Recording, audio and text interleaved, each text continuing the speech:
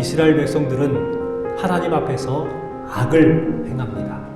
그럼을 통해서 미디안 족속들에 의해 점령을 당하게 되고 무려 7년 동안이란 고통의 시간을 당합니다. 미디안 족속들은 매우 폭력적이었어요. 또 무자비했습니다. 이스라엘 백성들이 거두어들인 곡식들을 인정사정 보지 않고 다 빼앗아 갑니다. 수탈해 간 것이죠. 4절부터 6절 말씀에 보면 이렇게 기록합니다. 이스라엘 가운데에 먹을 것을 남겨두지 아니하며 5절에 보니까 그들이 그 땅에 들어와 멸하여 하니 6절에 보면 궁핍함이 심한지라 이렇게 기록하고 있습니다. 백성들에게는 먹을 것이 남아나지 않았습니다. 이 미디안 사람들이 꼭 쳐들어오는 시기가 있었어요. 그 시기가 언제였냐면 파종하는 시기라고 말을 합니다. 파종하는 시기. 이 파종하는 시기가 되면은 미디안 사람들과 아말렉과 동방 사람들이 메뚜기 떼처럼 들어와 가지고 노략질을 해가는 거예요. 이스라엘 백성들은 씨앗을 뿌리기 위해서 먹지 않고 배고픔을 참고 아끼고 아꼈습니다. 그런데 이제 씨앗을 뿌리려고 하는데 그 미디안 사람들이 들어와 가지고 그 씨앗까지도 빼앗아 가버린 거예요. 곧 먹을 것을 하나도 남기지 않으려고 그렇게 한 것이죠. 그렇게 굶주림에 허덕이던 시간이 바로 7년이었습니다. 굶주림의 세월이 7년이 계속되었다. 이 말을 바꿔서 말한다면요. 무려 7년 동안 이스라엘 백성들은 회개하지 않았다는 거예요. 이런 사람들을 가리켜서 미련한 사람들이라 이렇게 말을 합니다. 돌이키는 것은요, 빨리 돌이켜야 해요. 그래야 지혜로운 것입니다. 지난 여름에 우리 봉사위원들과 함께 교회 청소를 했습니다. 청소 후에 어김없이 나오는 것이 있죠. 바로 쓰레기입니다. 이 쓰레기를 종량제 봉투에 차곡차곡 담아요. 제 성격 아시잖아요. 공간이 남지 않도록 꾹꾹 눌러가지고 담습니다. 그런데 이 봉투의 3분의 1 정도가 남은 거예요. 그래서 이것이 아깝다 생각이 들어가지고 그것을 싸다가 창고에 넣어놨어요. 일주일 뒤에 그게 어떻게 됐을까요? 썩는 냄새가 가득합니다. 벌레가 있고 곰팡이가 쓸었어요. 딱 펼쳐가지고 다시 쓰려고 하는데 이게 꺼름칙해서 그렇게 하기가 좀 어려웠습니다. 그 모습을 보고 어느 집사님께서 그런 말씀을 하셨어요. 쓰레기를 아껴요. 쓰레기는 빨리 버려야지요. 이런 말씀을 해주셨어요. 물론 제가 하는 의도와 조금 다른 그런 뜻이긴 하지만 제 마음 가운데 큰 충격이 되었습니다. 여러분, 쓰레기를 아끼는 것 지혜로운 것입니까? 미련한 것입니까? 미련한 것이죠. 빨리 쓰레기는 버려야 하는 거예요. 아껴봐야 아무 필요 없는 것이죠. 아픈데 참다가 병원 가는 사람들을 어떤 사람이라고 그래요? 미련한 사람이라고 그래요. 병은 초기에 잡아야 되는데 병을 막 키워요. 그리고 나중에 참다 아파가지고 참지 못해가지고 병원에 가는 사람, 참 미련한 사람이다, 어리석은 사람이다 라는 생각을 하게 됩니다. 그렇습니다. 마찬가지로 죄를 아껴요. 죄는요, 빨리 버려야 될 것이에요. 그렇죠? 죄를 참아요. 죄는요, 빨리 청산해야 되는 거예요. 그런 사람들이 지혜로운 사람들인 겁니다. 회개하지 아니하고 죄를 아껴둬요. 얼마나 어리석습니까? 이스라엘 백성들이 그랬다는 거예요. 7년 동안 그 죄를 빨리 청산하고 회개하고 해결했어야 되는데 무려 7년 동안 그것을 꾹꾹 참고 인내하고 있었던 어리석은 사람들. 결국은 7년 후에 하나님 앞에 부르짖기 시작합니다. 여러분, 빨리 회개하고 지금 부르짖는 것, 이것이 지혜로운 성도들이에요. 돌아설 때 그 고통이요, 행복으로 변하게 될 줄 믿습니다. 그렇기 때문에 여러분, 죄를 아껴두지 마시고 그때그때 빨리 해결하시고 풀어내시기를 주님의 이름으로 축원합니다. 기드온도 7년 동안 회개하지 않았던 사람입니다. 연약한 사람이지요. 미디안 사람들이 무서워서 산에 숨어 있었고 또 숨어서 밀을 타작하는 연약한 사람이었습니다. 미련한 사람이었죠. 그러나 하나님의 사자가 기드온을 찾아와서 그를 부르지요. 콜링합니다.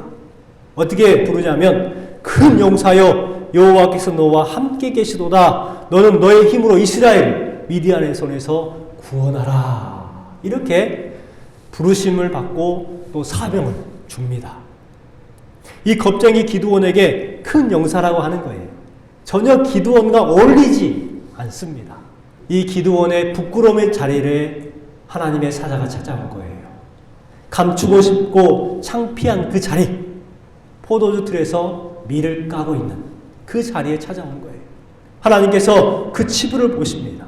그리고 나서 기드온이 하나님의 사자에게 이렇게 외치는 거예요. 여호와께서 우리와 함께 계셨으면 어째서 이런 모든 일이 우리에게 일어났나이까?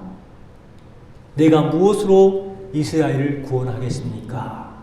이같이 자신의 마음 가운데 있었던 울분을 하나님 앞에 터뜨립니다. 그럴 때에 하나님께서 기드온에게 뭐라고 말씀하십니까? 기드온에게 한 가지만 말합니다. 반복해서 말하죠. 여호와께서 너와 함께 계시도다.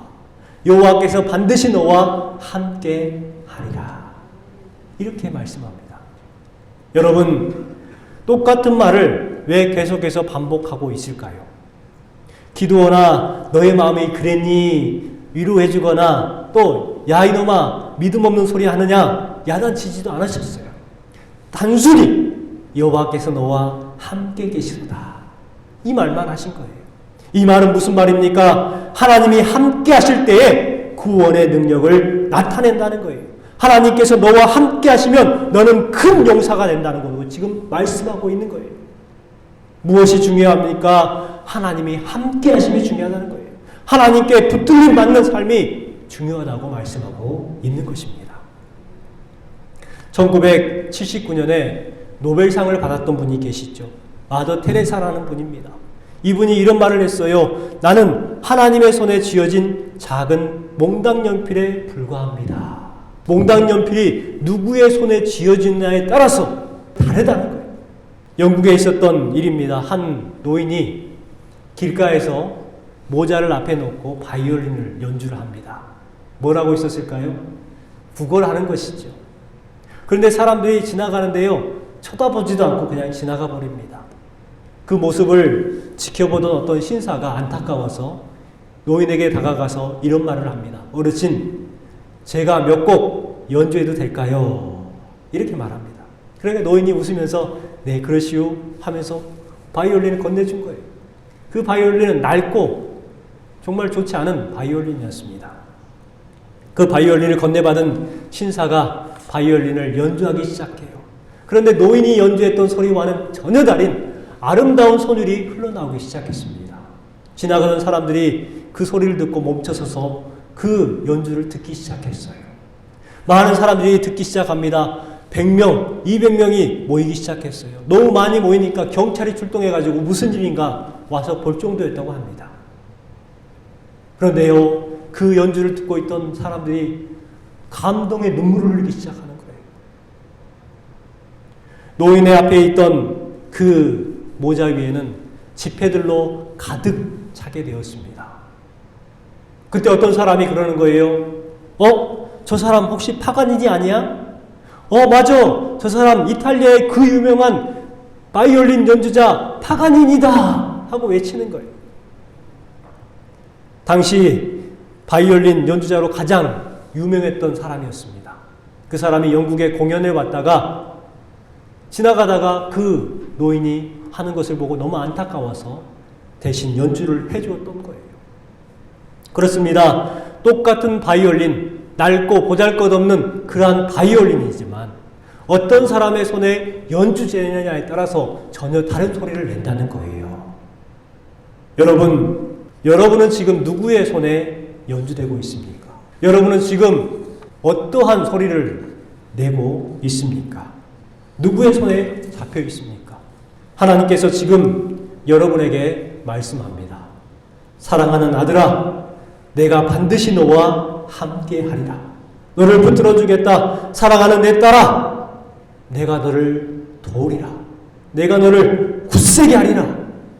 여러분, 이 말씀을 여러분의 말씀으로 받으시고 하나님 앞에 온전히 붙들린 삶을 살아가시기를 주님의 이름으로 축원합니다.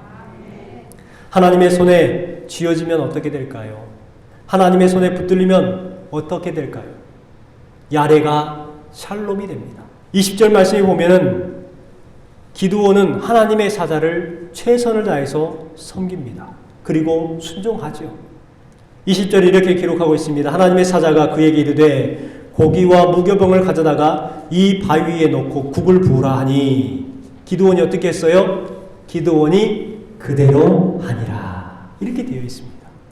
고기를 바위 위에 올려놓으라는 거예요. 무교병을 바위 위에 올려놓으라는 거예요. 그런데 거기서 끝나는 것이 아니라 애써서 고생하고 온 그 끓여왔던 국을 그 위에 부으라는 겁니다. 그런데 기드온이 어떻게 했다고요? 그대로 하니라. 여러분에게 질문합니다.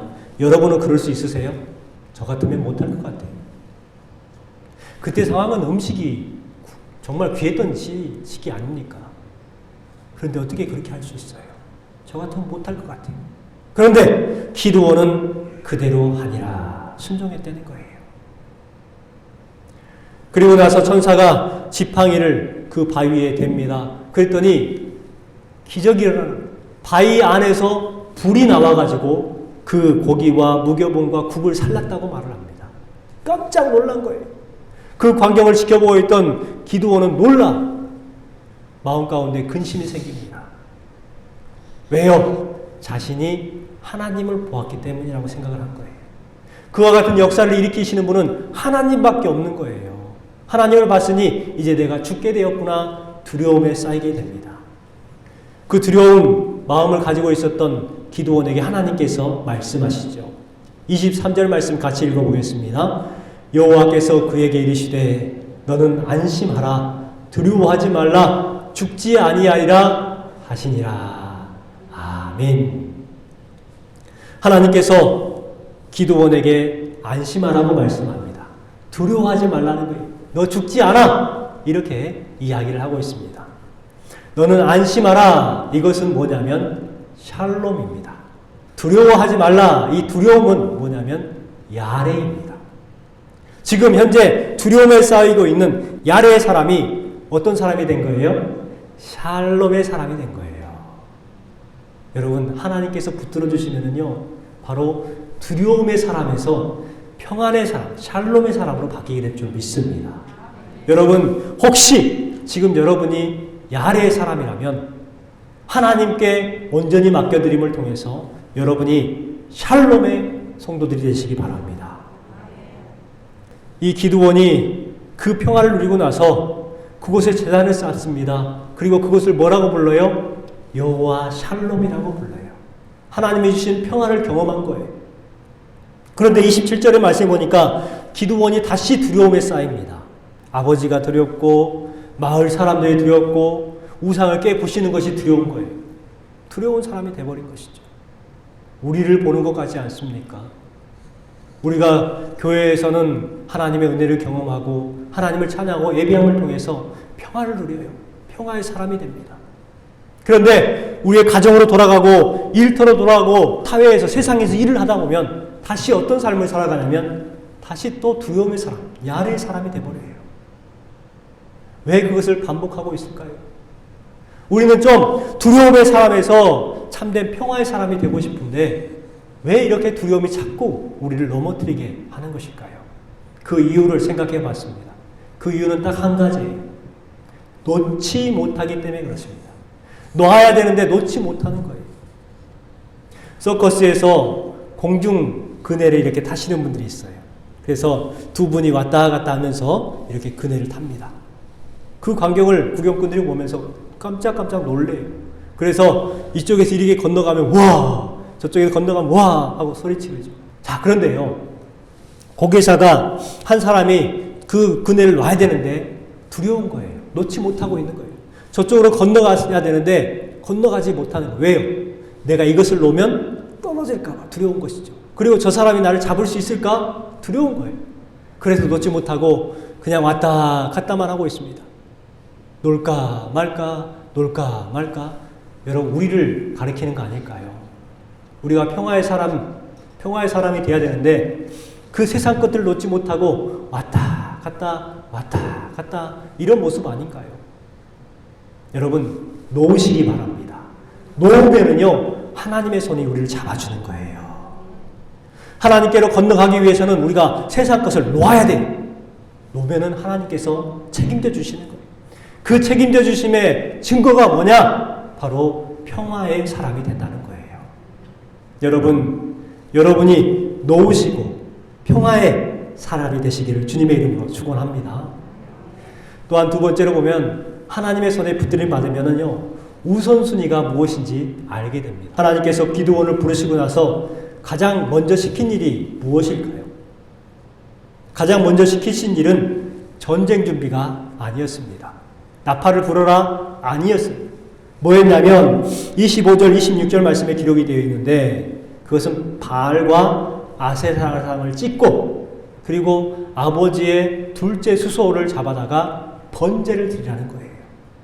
지금 너의 삶 가운데 존재하고 있는 우상들을 제하여 버리고 지금 네가 붙들고 있는 그 둘째 수소, 제일 아끼는 것을 죽여서 번제로 드리라는 거예요. 바로 우선순위를 정하라는 것이죠. 여러분, 이 기드온은요, 물질이 우선을 하는 그러한 삶을 살고 있었습니다. 우리에게도 마찬가지. 우리에게 필요한 것은 뭐냐면 지금 나가서 영적 전쟁을 싸워서 외부적인 적을 무찌르는 것을 먼저 요구하지 않으십니다. 먼저 우리를 성결케 하는 것을 요구하시는 거예요. 물질을 우선시했던 삶에서 하나님 우선을 삼는 그것으로 바꾸라고 말씀하고 있는 것이죠. 그렇습니다. 우리도 우선순위가 정해져야 돼요. 살다 보면은 우선순위를 정하는 것 매우 어렵습니다. 어떻게 하면 우선순위를 잘 정할 수 있을까? 여러분 생각해 봤습니다. 어떻게 하면 우선순위를 정할 수 있냐면 바로 독하게 신앙생활 하면 돼요. 독하게 신앙생활 하면. 신앙생활 할 때는요, 강직한 그리고 심지가 견고한 성도가 되라고 말씀하신 것처럼 우리가요 좀 강직한 생활을 했으면 좋겠습니다. 심지가 견고한 신앙생활을 했으면 좋겠어요.